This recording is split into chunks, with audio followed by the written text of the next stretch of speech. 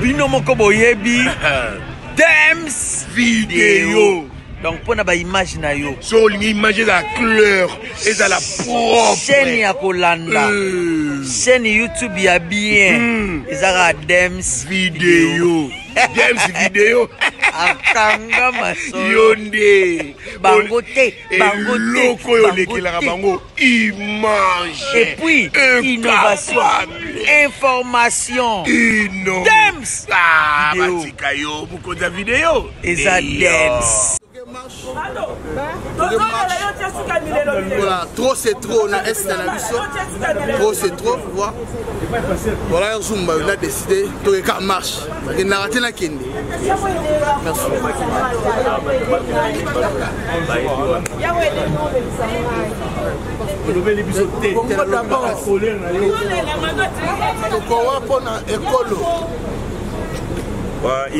Ingeta, la patrie ou la mort. La patrie ou la mort. N'engeza boye, tokende direct l'ambassade des États-Unis. Donc on a mis tout qui déposé mémorandum na biso pour na ba américain. Tokende ba américain. Il faut pas qu'un ambassade na bango na Congo. Biso na bango relation eza lisusu.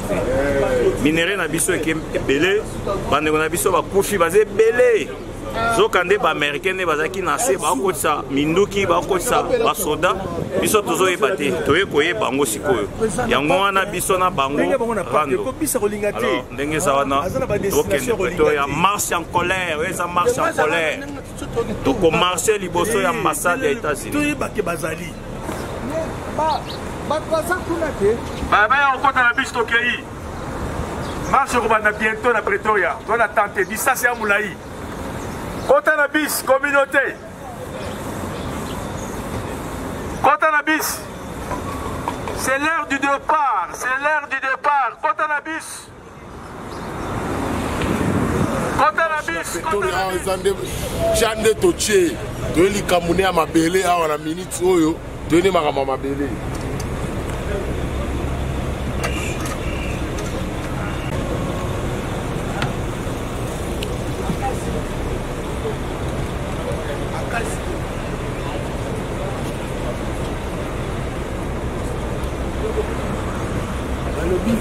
Viva Congo, pour la marche. Marche. Congo s'offrier. La patrie s'offrier. Congo.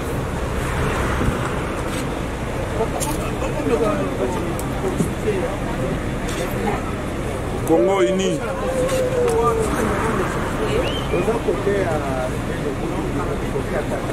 Yo drapeau est kangi yo. Drapeau kanga. La monente. Drapeau kangi yo. Ya songa. Wapi ba pepe.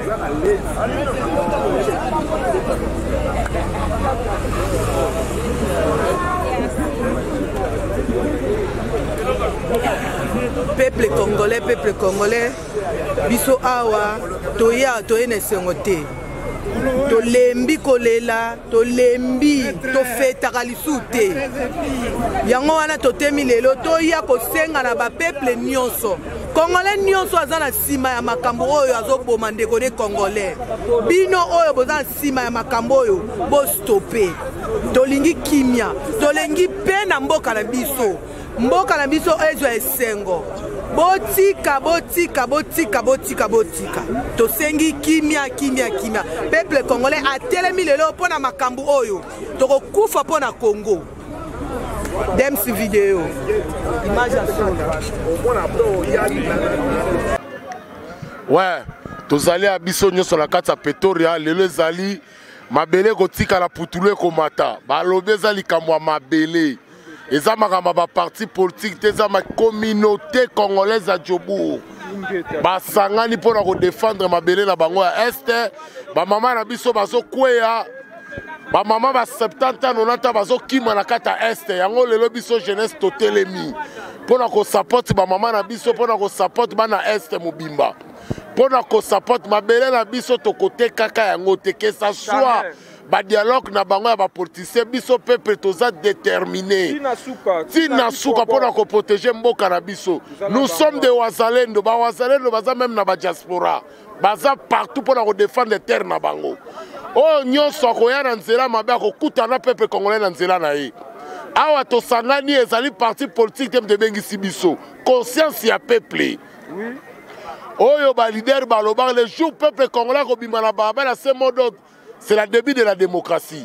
Lelo biso toza lelo na balabala. Ezalaki tom kingani leader moko te. Awa eza conscience ya peuple. Telema. Peuple a telemi pour la défendre mabele na ye. Mungunya nyonso azali na sima ya mboka na biso tokoboma ye.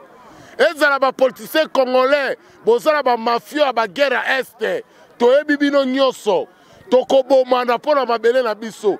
Biso tozala mabele mususte mabele na biso ba pesa biso zaka Congo. Afrique d'ici mboko tozali pe koma lelo boye bana mboko babundela mboka na bango. Ba se sacrifier pour mboka na bango pe koma boye. Pourquoi biso ba Congolais tolingo se sacrifier pour mboka na biso te? Tolinga bloko ya ofele boye na mboka batu même France wana bokendaka. Ba mindela ba bundela mboka na bango na pe koma boye. Pourquoi pas biso ba Congolais? Yango to telemi lokola mutu moko. To sangani bekolo nyonso pona ko défendre mabele ya Congo. Awa nde zali ba Congolais nde ba telemi. Oyo baza conscient pona mboka na bango. Bino botikali na babar bo continuer ko mela masanga ça problème te. Mais biso ba Congolais to suis conscience to na balabala. Ba misu bozola la nanu ba pongi mais biso lelo ba soda bango yo ba telemi. O to bengami ba wazalendo. Lelo ambassade des États-Unis drapeau na bango zo kita. Tozo tumba yango parce que bango ne bazo soutenir M23. M23 eza Rwanda te c'est l'Amérique na Union européenne. Lelo tolobi putule komata mabele kotikala. Tokola kisabango comment le peuple congolais capable de faire tout pour mboka na bango. Lelo tozali awa tobengami ba wazalendo. Tozo bunda tina suka. Ingeta. La patrie ou la mort. La patrie ou la mort. Nous avons tout laissé. Totiki nyonso.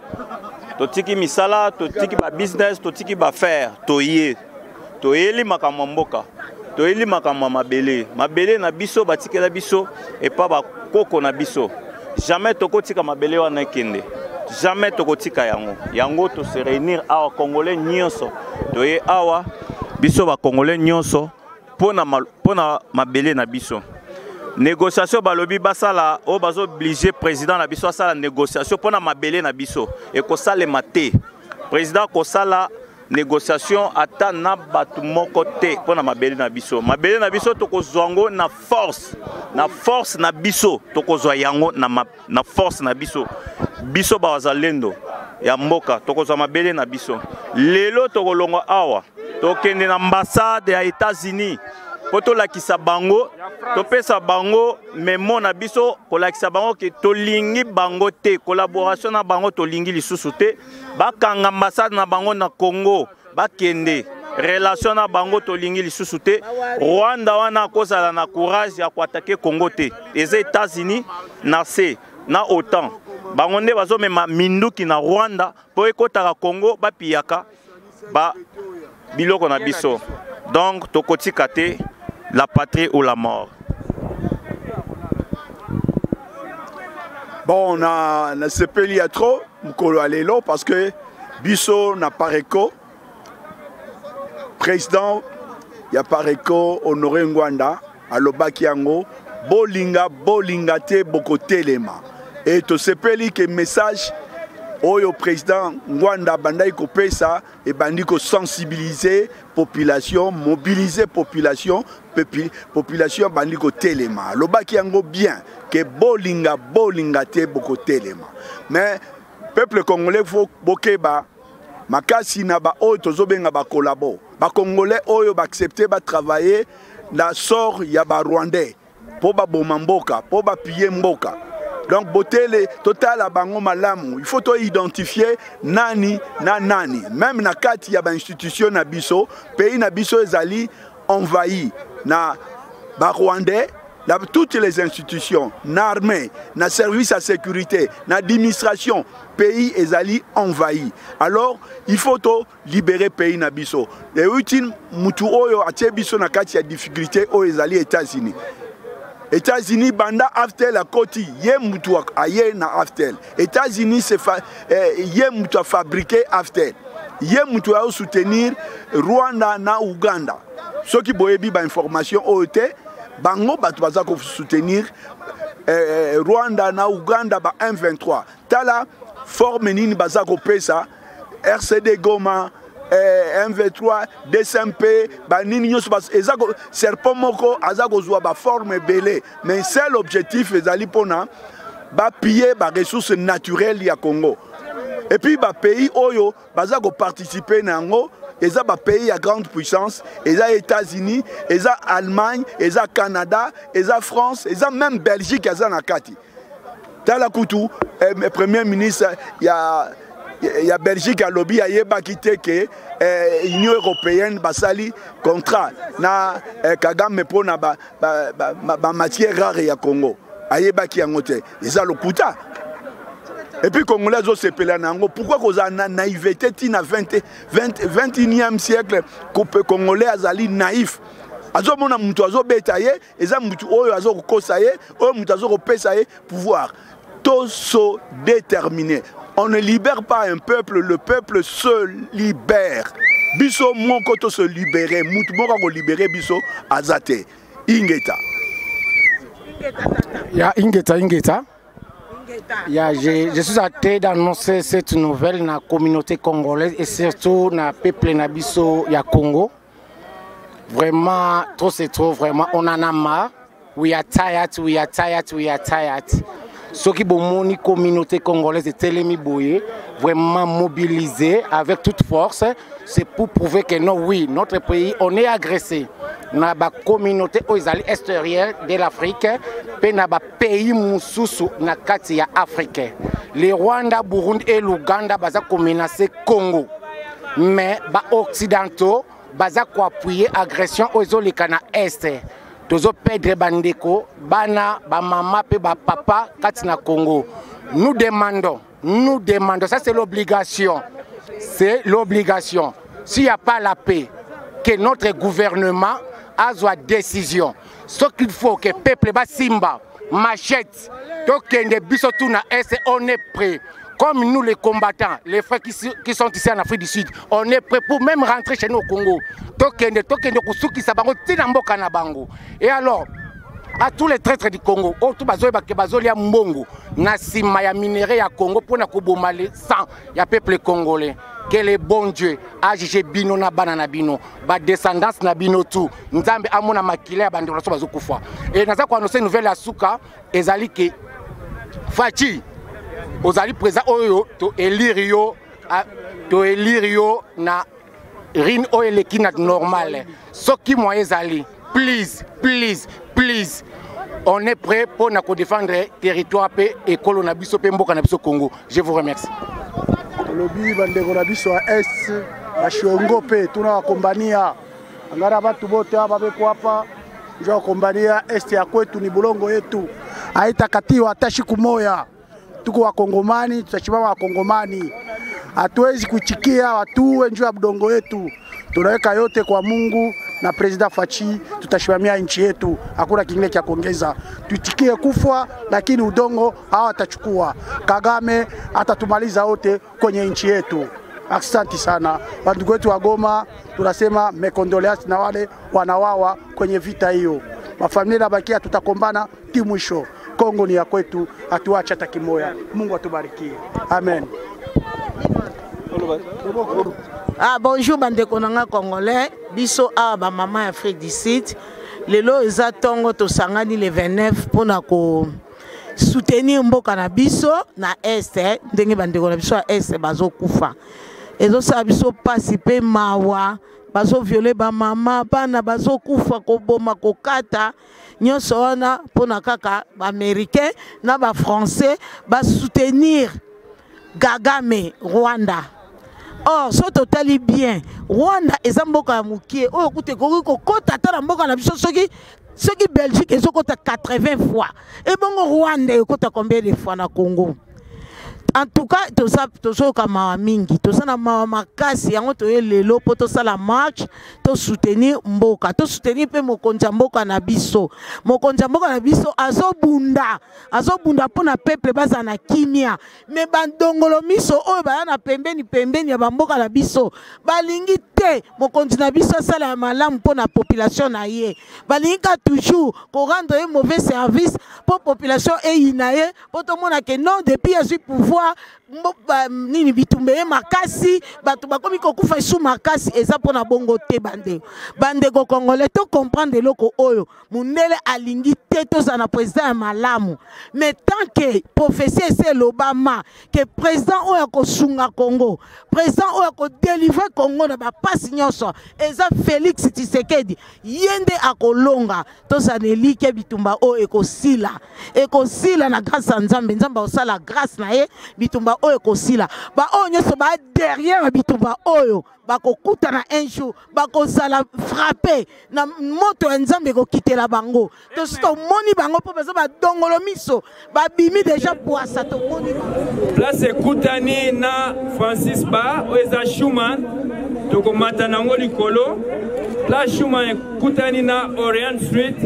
to komata na Orient Street to kiti na Pretorias. Tant que na Pretorias, tu as memorandum na biso, na ndenge toyokanaki na police, na diplomate ya États-Unis, après avoir un memorandum na biso, bakoya kozwa batu mibale, bakokota kuna na kati,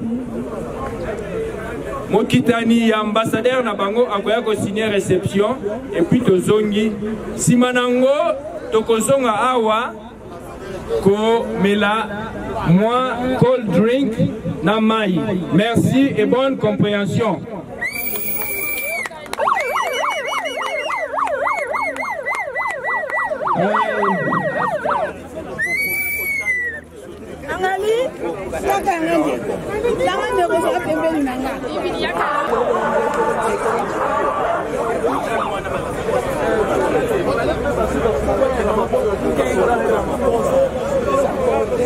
Salut.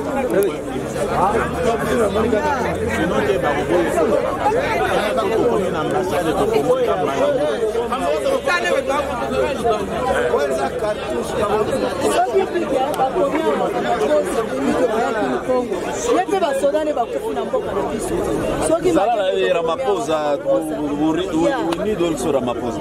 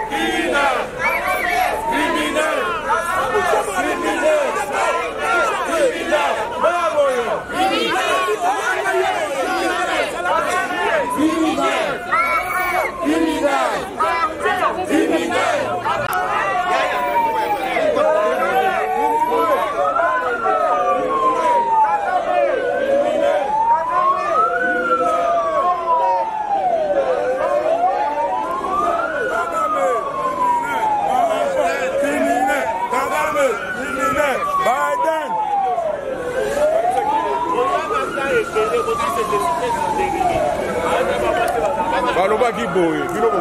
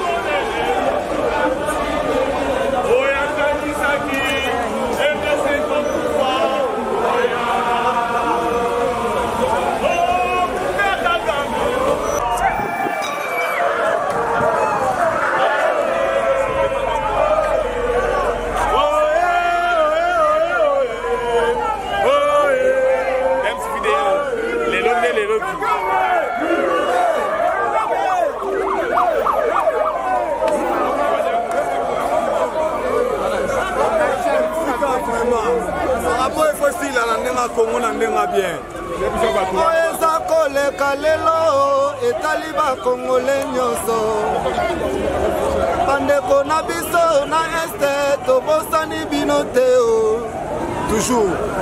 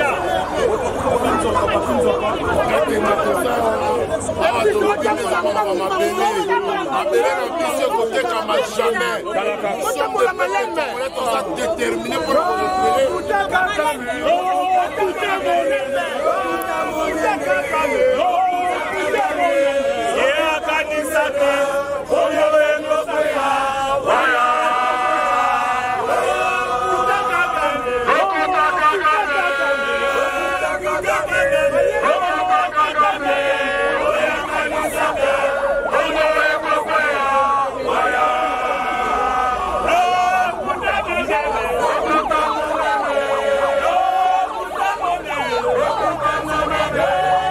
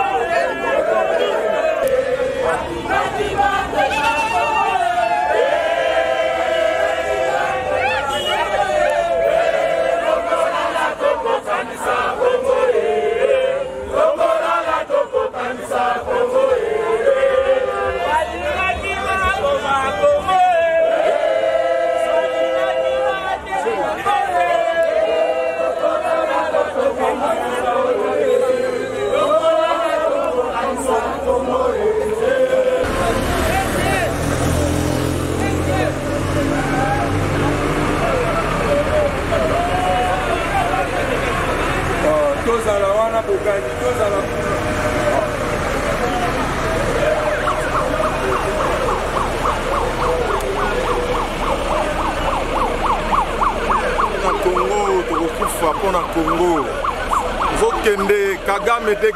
Kagame dégage. Yeah. Et la complicité de l'Union européenne,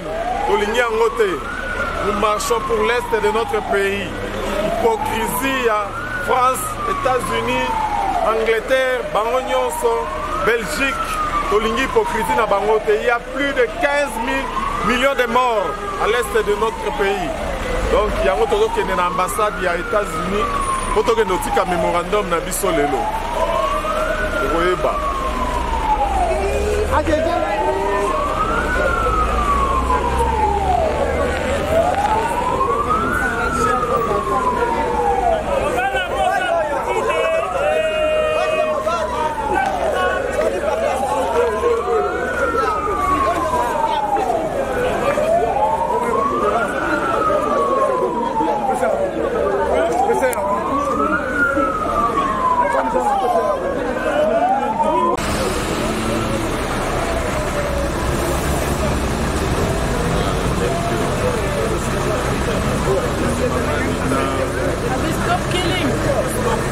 Ah, na ba dams ba tele mi ezali kamba ya mboka.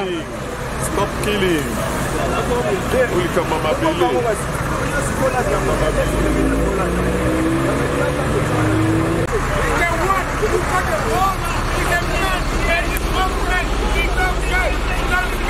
Our country, we escaped because of the small country. They want us from America, from Europe. Now we need Putin is welcome to our country to come and support us. We are tired. We are tired. We are tired. Kagame, today is the last day for you. Today is the last day for you. We know that you are not alone. America, all of you, we are telling you this. You must stop this nonsense. What you guys are doing in Congo, you must stop it. You must stop it. Enough is enough.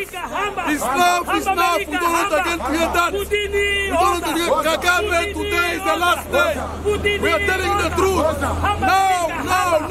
We need to stop.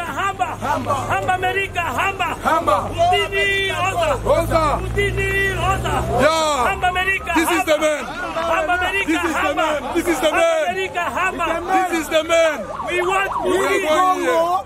We need someone to come to us. We don't want America. We don't want Europe. We don't want Asia. We don't want any country. For now, as Congolese, we need a person who look after our country, who support us 100%, like Putin. They were now all over Africa. They are waiting for Putin. Us also. We are waiting for Putin to come and they show America. There is a plot. They want to kill Tshisekedi because he is a nationalist. They killed Lumumba. They killed Zimbabwe. They killed Kabila. We are warning America. Be careful, not Tshisekedi. You don't try, you are criminal. Out of the Congo, take your embassy out of the Congo. We don't want you. This is the man we want in Congo. Putin is the right man in Congo. Biden, a criminal, out of the Congo. Go back to America. We want you, Putin. Come in Congo. Come in Congo. I don't know what they tell you. We want you in Congo. Come. We are tired of this shit. Trop, c'est trop, c'est trop. C'est pourquoi, yo Kagame, tout ça est la vérité. Keba. Toyebi qui est vraiment aux yeux mon côté. Les Français basa simanayo, les Américains basa simanayo. Mais, Tala. Pour sentir, trop c'est trop.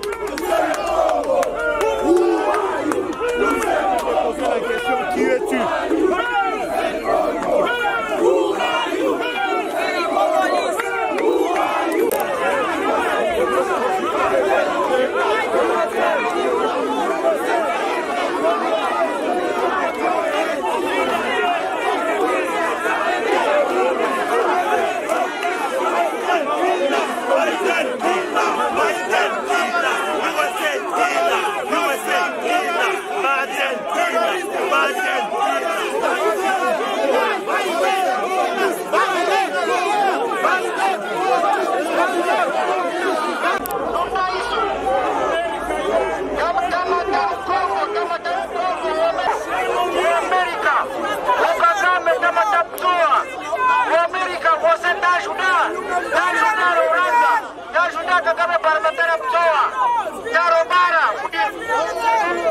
Taromara Congo. America Kagame Taromara. Biden. Macron Taromara Congo. Macron Taromara Congo.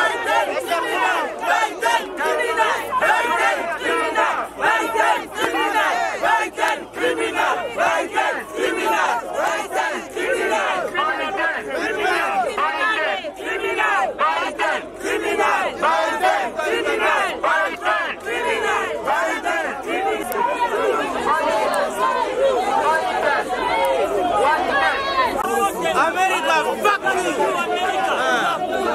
America, play with us. America, you are supporting genocide in my country. We need to live peacefully. We need that Kagame to be arrested. We are tired of dying. Kids and children are living out of their homes every day.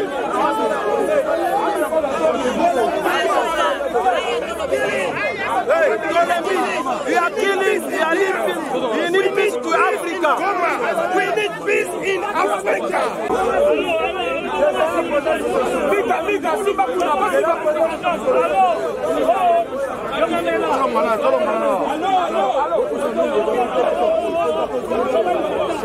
Lelo, toujours réclamé biso bato en Afrique du Sud.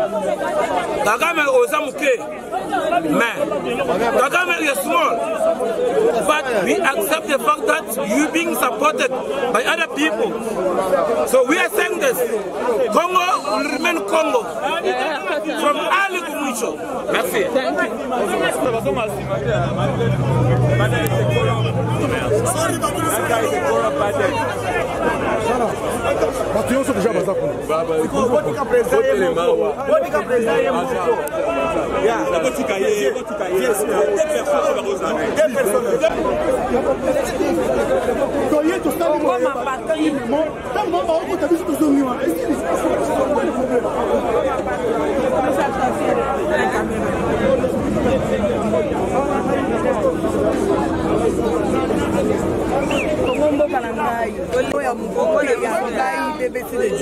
Congo nangana lembi nazonga Congo.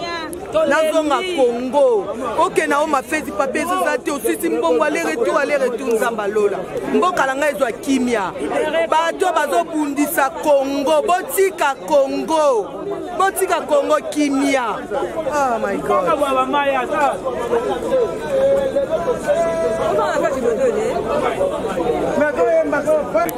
We want to cooperate with him, not with the USA anymore, because they are killer. They're killing us. We are saying this that God give us the right to live in Congo. I'm a Congolese. I don't have to choose any other country. I'm saying this. Kagame, mind yourself. You are not the first president in Rwanda. You're not going to be the last one. But we, as a Congolese community, we are saying this. We need freedom. We must be free to live free, because Congo is one and Congo remain one. Up until the end of the world, Congo is one.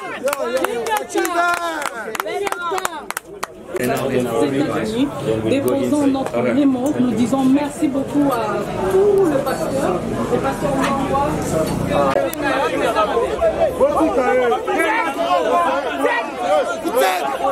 I need to see Biden.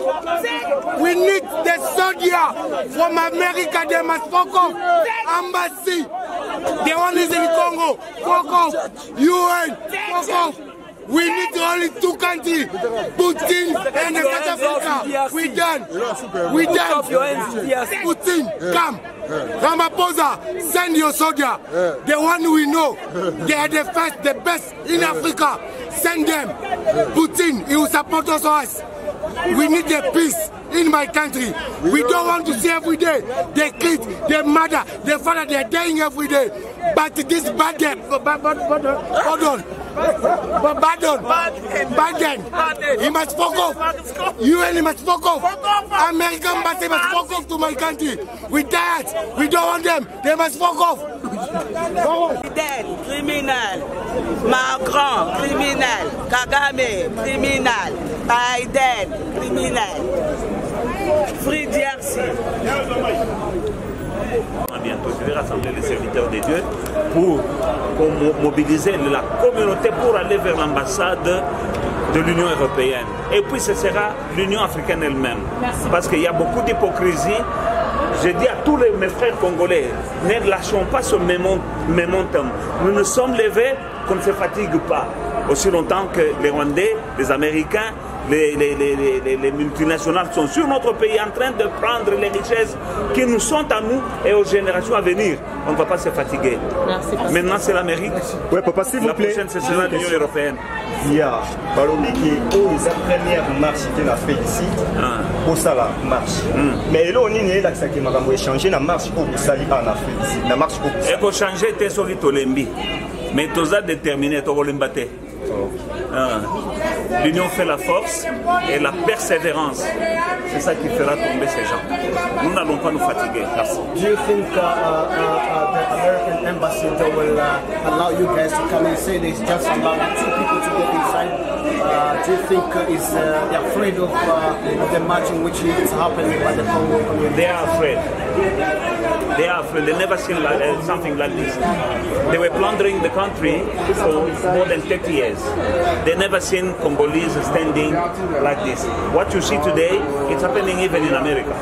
So do you think this marching, this march is going to have a very good result for the eastern part of DRC? I have faith. I believe that we will end up winning this battle.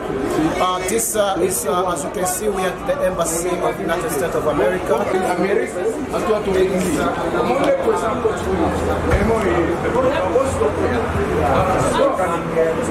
come in. Okay. So now, according to the bosses, they said they'll take the memorandum from 2 people. No press are allowed to photograph or record the handing over. Otherwise, if the press is not on the other side of the barrier, no meeting takes place, no handing over. Right. My understanding is that you say the media are coming when they will be there when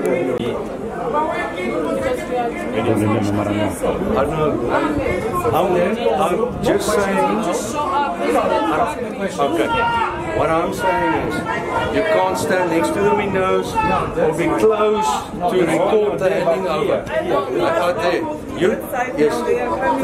The 2 representatives are more than welcome to come in and hand over the memorandum. No electronic equipment, no firearms. Then they will assist you guys. No, if they come this side, you will be able to. How we can show them? No, unfortunately. But they should respect the protocol of coming there. No problem, there are 2 but we have to take a picture because how we don't show No media. No cameras, nothing is allowed on our premises.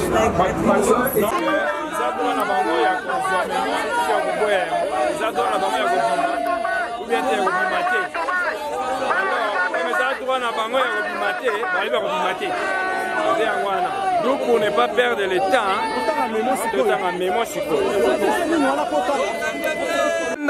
of the Congolese diaspora in South Africa to the United States, Secretary of State Mr. Anthony Blinken.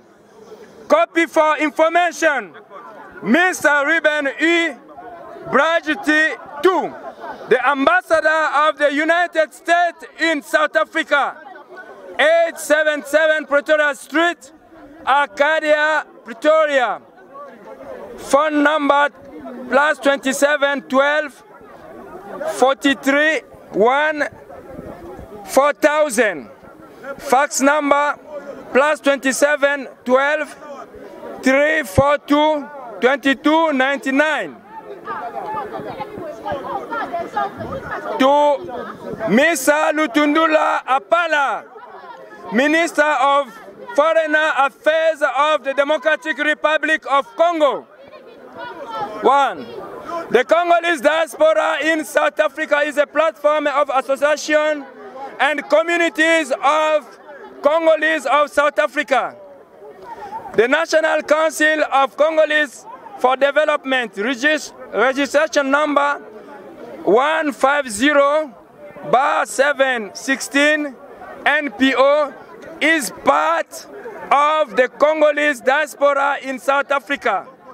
And the Congolese diaspora in South Africa fights for the interests and the unity of the Congolese people and the Democratic Republic of Congo.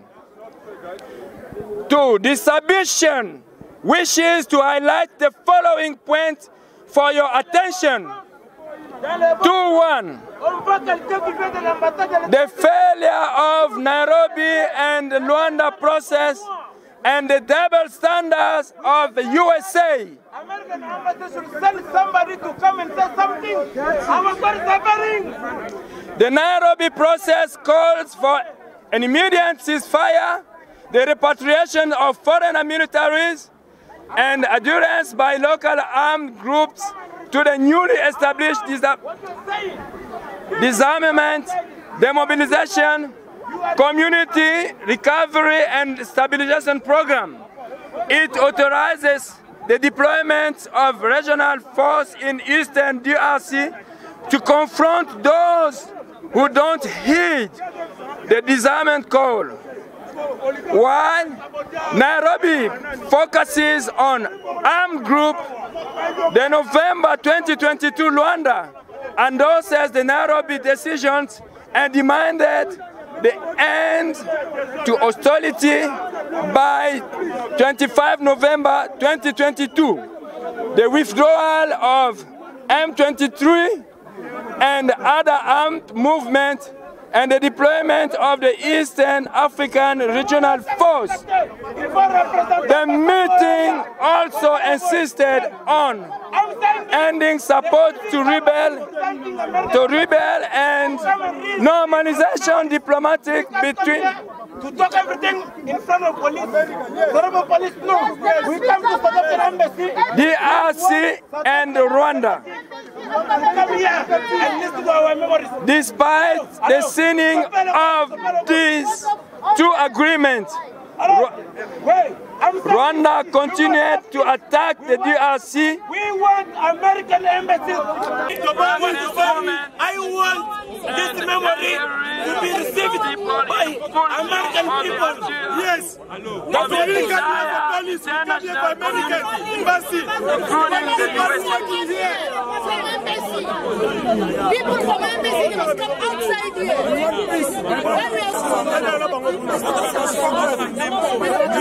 We need peace in our country. Here in South Africa we are suffering. We doesn't have peace. Here in South Africa we doesn't have peace. We are suffering. We need peace in our country. We are tired. In front of us, we can't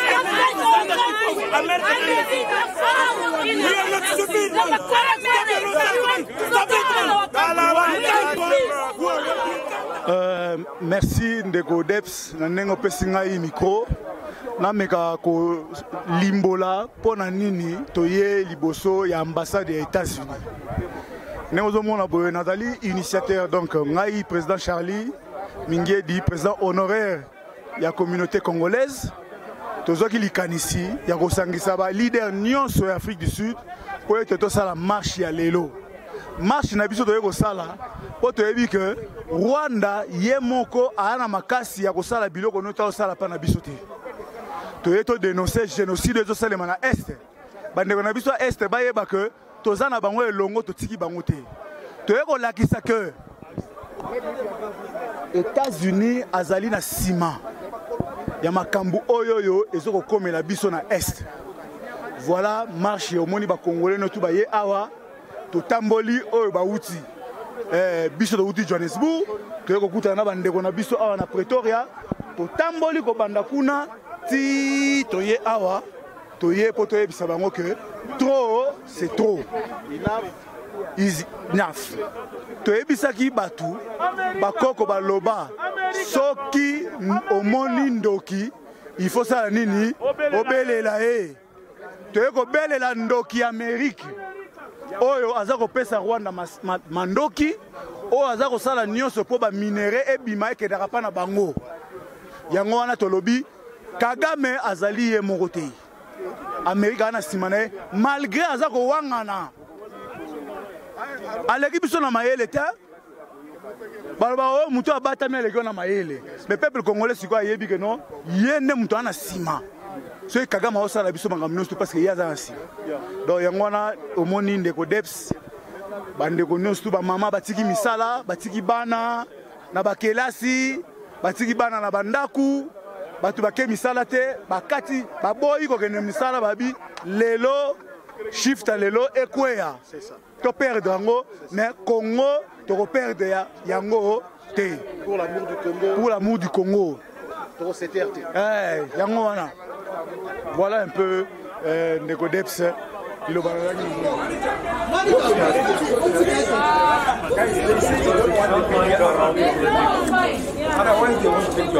a ici un peu qui m'a dit bien à 4. Il y a les négociations avec seulement les deux représentations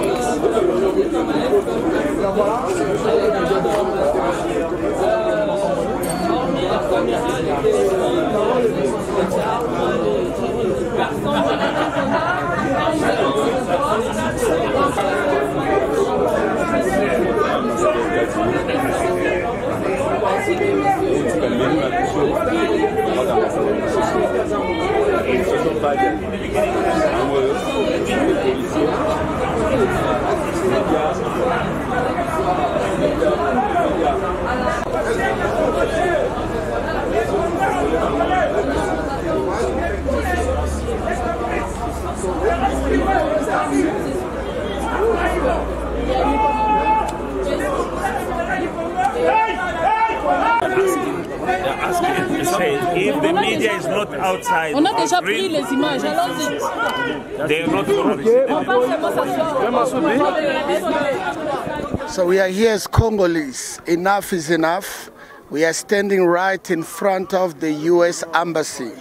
We have come to denounce their support to the genocide of Paul Kagame and his Rwandan government. Enough of genocide and the killing in the eastern part of my country. We have come to speak to the Americans. Whatever you have negotiated with Kagame, come straight to Kinshasa. Come negotiate with our government. Come negotiate with Felix Tshisekedi. We can give you, we can go on 50-50 deals. Enough is enough. Stop supporting. Dear American people, speak to your government. Speak to Joe Biden's. Speak to our embassies. We are willing to negotiate with the USA. Come and negotiate deals with our government. What is the point to negotiate deals with Rwanda that does not have the mineral, no coltan, no nothing? And because of that, there's so many bloodshed. 10 million of Congolese. Until when? How many Congolese you want the Congolese to die? We are appealing to the embassy here. We are sending a message. This is the Congolese diaspora. As the head and coordinator of United Secret of Dears in Diaspora, I'm here to support my country, to support my people. God bless you. Et d'autre part aussi, il nous a donné des cartes de visite pour que nous puissions les contacter pour le suivi de cette histoire. En un mot, moi j'aimerais savoir, en un mot, Papa Olivier, est-ce que vous êtes content de la conversation, votre dialogue avec le représentant de l'ambassade des États-Unis? Qu'est-ce que vous pouvez dire aux Congolais? Moi je n'aimerais pas que tu nous racontes tout ce que vous avez parlé dedans, mais en un mot, selon votre compréhension, est-ce que votre dialogue avec le représentant a été un succès fou? Parce qu'en sortant, je vois votre visage un peu froissé. Dites-nous, qu'est-ce qui s'est passé? Est-ce qu'il y a eu une signature aussi à poser sur le mémo? Non, il n'y a pas de signature. La forme n'était pas, la forme n'était pas bonne dans la manière où ils n'ont pas respecté les protocoles que nous avions engagés avec eux. Normalement, ils devaient sortir ici pour écouter notre mémo. Et après cela, nous devions entrer à l'intérieur pour discuter avec eux. Ils ont sauté cette étape, je ne sais comment. Ils se sont justifiés devant la police qu'ils ont aussi les droits d'accepter ou de réfuter ce que la réunion avait décidé. C'est-à-dire la réunion entre la police diplomatique, les roulages, ainsi que nous-mêmes qui étions là, qui représentions les Congolais, ainsi que eux, les États-Unis. Donc ils avaient aussi le droit en tant que citoyens de sortir de cela. Ça, c'est du point de vue de la forme. Et du point de vue du fond, c'était bien parce que nous avions échangé. Oui, dans d'autres places, nous parlons et nous laissons. Mais ici, nous avions échangé. Nous avons parlé et ils ont compris notre souci. Ils ont eu le temps de nous écouter jusqu'à ce que nous avions épuisé ce dont nous avions à parler. Nous n'étions pas partis lire les moments là-bas, c'était discuter et parler. Raison pour laquelle je dis, du point de vue, du fond, en tout cas, c'était bien. La forme n'était pas bonne. Merci. La forme, ouais, les protocoles, tout ça, ce n'était pas bon. Là, je serais quand même. Mais nous avions changé. Avec la grande délégation de la diaspora congolaise ici en Afrique du Sud, avec les aînés, les combattants congolais, les mamans, nous sommes venus dénoncer l'hypocrisie de la communauté internationale ainsi que des États-Unis d'Amérique. Nous sommes venus négocier pour notre pays. Pourquoi négocier avec le Rwanda au moment où c'est nous qui sommes les propriétaires de nos minéraux? Venez à Kinshasa, nous allons vous donner un bon contrat. Ça ne sert à rien d'entrer dans des contrats pour tuer notre peuple. Nous sommes là pour dénoncer les génocidaires rwandais, les génocidaires Kagame. Enough is enough. Nous sommes les Congolais, plus jamais le sang des Congolais va couler encore. Plus jamais. Aujourd'hui, nous sommes venus négocier en tant que la diaspora congolaise ici en Afrique du Sud. Nous sommes venus dénoncer. Nous lançons un message. Ça, c'est la dernière chance. Nous donnons à Kagame. Nous, la population congolaise. Si le génocide continue, nous allons descendre maintenant à l'ambassade du Rwanda ici en Afrique du Sud. Cette ambassade ne va plus fonctionner. Nous sommes plus majoritaires ici en Afrique du Sud. Enough is enough. Batoto wa Katanga, batoto wa Est, amuna mwe benyewe, tunashimama hapa leo devant l'ambassade des États-Unis pour dénoncer les génocides. Na batoto wa Manyema bote. Batoto wa Manyema, amuna mwe peke hapana. Wazalendo, coup de chapeau. Nord Kivu, Sud Kivu. L'armée congolaise, coup de chapeau. Amuna mwe benye hapana. Tuko hapa jua kudénoncer. Nous sommes devant l'ambassade des États-Unis d'Amérique. Batoto à Est, Mungwangwa Michunge. Pourquoi pas Congolais de toutes couches. Nous sommes ici, Ingeta, la diaspora congolaise. La diaspora congolaise vient par cette marche d'aujourd'hui donner sa force et soutenir déjà les efforts qui sont fournis par nos forces armées, par le président de la République pour donner et offrir la paix aux Congolais et au Congo. Nous voulons la paix à l'est du Congo. Nous sommes derrière notre armée, nous sommes derrière les Wazalendo et tous leurs efforts. Et maintenant, nous sommes aussi venus lancer un message de colère, un message de disappointment à l'Amérique pour leur dire enough is enough. Vous ne pouvez pas nous regarder et nous dire que nous sommes des amis, mais au même moment, vous êtes ceux qui nous poignardent dans le dos. C'est vous qui financez le Rwanda, c'est vous qui soutenez le Rwanda et vous ne mettez pas fin à cela. Nous venons vous dire, vous devez arrêter. Enough is enough. Vous ne voulez plus entendre ni voir que vous soutenez le Rwanda. Vous voulez les minéraux du Congo, vous voulez les richesses du Congo. Venez et négocions et ayons des partenariats gagnants-gagnants. Nous refusons que le sang du Congolais, que les femmes soient rapées, que les femmes soient violées, que des enfants meurent. Vous pouvez imaginer qu'une femme est morte avec son enfant au dos. Pendant que la maman est morte, l'enfant est en train de pleurer. Comment vous n'avez pas de cœur? Les États-Unis sont méchants. C'est comme ça que nous disons aujourd'hui, ils doivent arrêter. C'est une marche de colère où nous nous levons contre tout ce qu'ils font. Nous disons qu'ils doivent arrêter. La RDC a besoin de la paix. Il n'y aura pas de dialogue avec les M23. Les M23 voudront avoir la gestion des minéraux à l'est au Congo. Depuis le Tanganyika jusqu'au au Nord Kivu, nous refusons. Nous n'allons pas négocier avec le M23. Nous ne voulons pas du Rwanda, ce sont nos voisins. Nous n'allons pas déplacer les limites, mais ils restent nos voisins. Nos minéraux nous appartiennent à nous. Vous le voulez, venez négocier avec nous. Venez négocier avec nous. Nous ne céderons même pas un seul centimètre au Rwanda, ni à qui que ce soit, ni à l'Ouganda. Voilà. Merci à l'Afrique du Sud qui nous a soutenus. Nous présentons encore nos condoléances pour les 2 militaires qui sont morts. Et nous voulons que ce partenariat continue avec la SADC pour que la paix revienne à l'est du pays. Et ça, c'est la face A. Encore, nous allons encore retenir qu'il y a la face B. La face B s'arrive. Nous allons traverser encore la face B. Et vous allez pleurer. Ndenge tozali awa tozali na Pretoria oyo ezali ambassade ya États-Unis. Donc ndenge toloba ke États-Unis aza complice ya massacre ezosalama na mboka na biso ya RDC. Donc yango toye ko se manifester mécontentement na biso. Comment États-Unis a que soutenir mouvement ba touriste, a que soutenir mutoyo azo semer ba terreur na mboka na biso ya Congo. Alors yangwana toye awa toye sabango ke enough is enough. États-Unis soki azo continuer tokolaxe ke mboka na za biso. Alors to pese déjà mise à garde. Bae te mboka na biso Congo d'abord eza ya ba Congolais. Oh Yonani, ozana droit morte ya hôtel Melabiso na mboka na biso Congo. Soit que zo continue boye États-Unis arzoa biso. Voilà, merci beaucoup Batmalanda Patrick Atende. La personne mbote belé mokili mobimba. Car on est bisay nous la fois passée que non biso ba congolais toko CDT.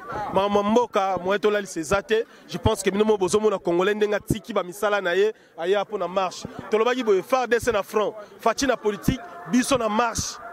Marche de soutien, tu as dit que guerre tu as gagné et long les angam na biso ba congolais. Yango lo monito ye awa batuka neto sabino ba congolais ba ye belé pour ça la marche de protestation, tous a besoin de stopper le génocide. Makila nengo tangala faut stopper yango plus vite que possible. Merci beaucoup papa. Merci chers compatriotes. Nous sommes ici à l'ambassade des États-Unis. J'aimerais que on tourne, que tu vois le monde. Hein. Le monde ici était venu, c'est pour marcher contre ce que l'Amérique est en train de jouer comme jeu. Donc le jeu de l'hypocrisie. Alors nous sommes venus pour dénoncer ce jeu-là. C'est juste un début de choses. Nous allons encore venir. Alors nous avons mobilisé ce qu'on pouvait mobiliser pour que l'Amérique cesse ce jeu qui est trop sale. L'Amérique dit que non, nous sommes ces patriotes, je veux dire, nous signons des contrats privilégiés, des partenaires privilégiés, mais en coulisses, il est en train de soutenir le Rwanda. Alors, nous en avons marre de cet état des choses et nous allons continuer à dénoncer. Prochainement, c'est pour l'Union européenne. Alors, on a fini avec l'Amérique. L'Union européenne et la Belgique aussi. Nous serons à l'ambassade de la Belgique également. Donc, nous sommes très motivés, nous sommes très contents, mais de toutes les façons, c'est juste, comme on dit, c'est une partie remise, quoi. Donc, je suis très content pour la présence de tout le monde. Et là, nous souhaitons que la prochaine fois, nous puissions faire mieux que ce que vous venez de voir là. Merci beaucoup, c'est M. Cléo. Bye bye. Omoni makamwa bilili soto beti makamwa bilili chez Dems vidéo ezakaka moko makamwa bilili na kati Afrique du Sud so ba Gabriel batengi balo ba poto moni to vivre bozaka bien.